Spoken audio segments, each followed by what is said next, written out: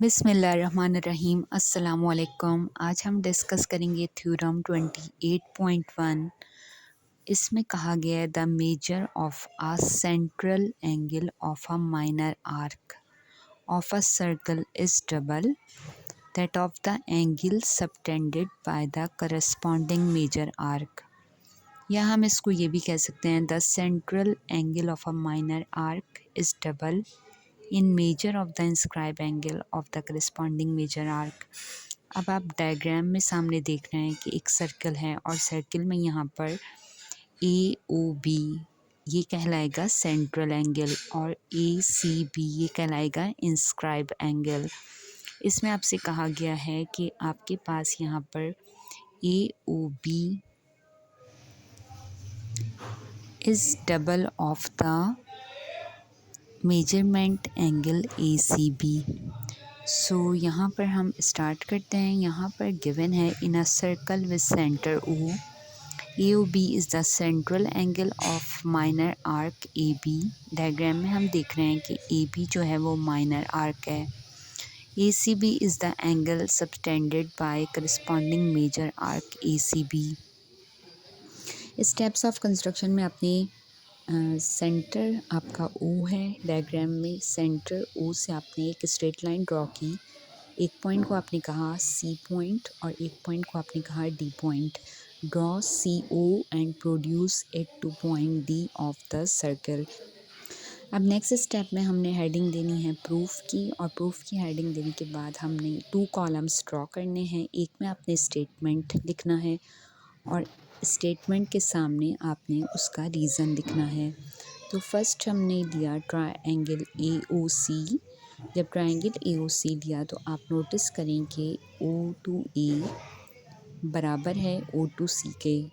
Diagram में नज़र आ रहा है कि अगर ओ से ए तक देखें तो वो भी रेडियल सेगमेंट है और ओ से सी तक देखें तो वो भी रेडियल सेगमेंट है। तो हम यहाँ पर रीज़न आगे लिख देंगे radial segment of the same circle. Next point है measurement O A C equal होगा मेजरमेंट ओ सी ए के। अब सेंटर में यहाँ पर ए लिखा हुआ है और दूसरी साइड पे सेंटर में सी लिखा हुआ है।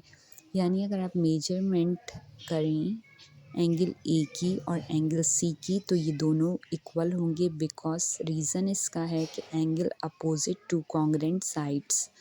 कॉन्ग्रेंट साइड्स कौन सी हैं? ओ ए और ओ सी।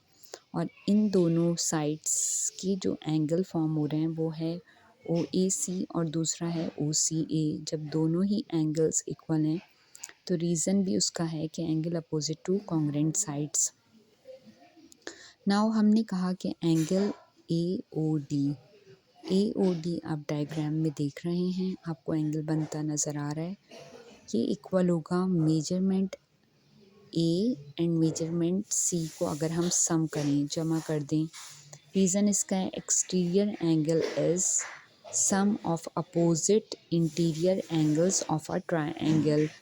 सम of opposite interior angles of a triangle. Triangle के इंटीरियर एंगल्स को अगर हम प्लस करें, ट्रायंगल्स के इंटीरियर एंगल्स को अगर हम प्लस करें तो वो इक्वल होगा एक्सटीरियर एंगल के। तो यहाँ पर यही बात की गई है। फिर हमने यहाँ पर measurement angle O A C plus measurement angle O C A, इन दोनों को सम अप किया तो ये बन गए 2 मेजरमेंट एंगल ओ सी ए यूजिंग इक्वेशन नंबर 1 इक्वेशन को हमने यूज़ किया है क्योंकि वो दोनों एक दूसरे के इक्वल हैं। तो हम यहाँ पर ओ ए सी की जगह पर अगर ओ सी ए रिप्लेस कर देंगे तो प्लस होके इसने 2 बन जाना है और ये कहलाएगी equation number 2। Similarly, measurement BOD is equal to double of the measurement OCB by the same process.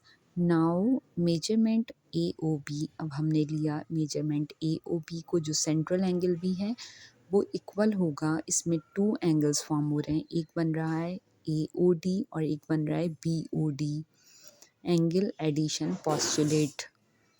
Reason इसका हमने सामने लिख दिया। फिर इसके बाद यहाँ पर ए ओ डी को हम रिप्लेस कर रहे हैं। अब वैल्यूज़ में आप देखें लिखा हुआ है double of measurement O C B, और इसी तरह बी ओ डी को भी हम रिप्लेस कर रहे हैं double of O C B. अब आप नोटिस करें यूजिंग इक्वेशन 2 एंड 3 हमने इक्वेशन यूज़ की है, रीज़न लिख दिया है। अब यहाँ पर 2 हमने कॉमन लिया, तो 2 कॉमन लेने के बाद यहाँ पर आ गया measurement O C A plus measurement O C B. Now अब हमने यहाँ पर नेक्स्ट स्टेप में by addition postulate measurement A O B equal है double of measurement A C B. Diagram में आप देखें तो यहाँ पर ओ सी ए और ओ सी बी ऐड हुए तो बन गया ए सी बी।